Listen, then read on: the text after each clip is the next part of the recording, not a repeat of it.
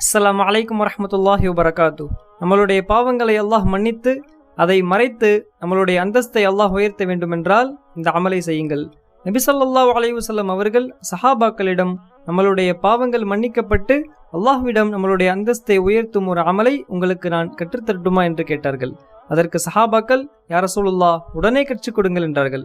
அதற்கு நபி அவர்கள், இஸ்பாகுல் வுது அலல் மகாரி, நமக்கு சிரமமாக இருக்கும் நேரத்தில் நீங்கள் பரிபூரணமாக ஒழு செய்யுங்கள் என்று கூறினார்கள்.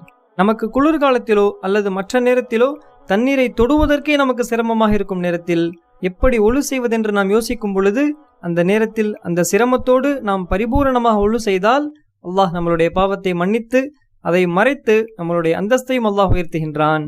அல்லாஹு அக்பர். நாம் ஒவ்வொருவரும் செய்யும் அமல்தான். அதை ஒழுங்காக செய்தால் இந்த சிறப்பை நாமும் அடைந்து கொள்ளலாம். அஸ்ஸலாமு அலைக்கும் வரஹ்மத்துல்லாஹி வபரகாத்துஹு.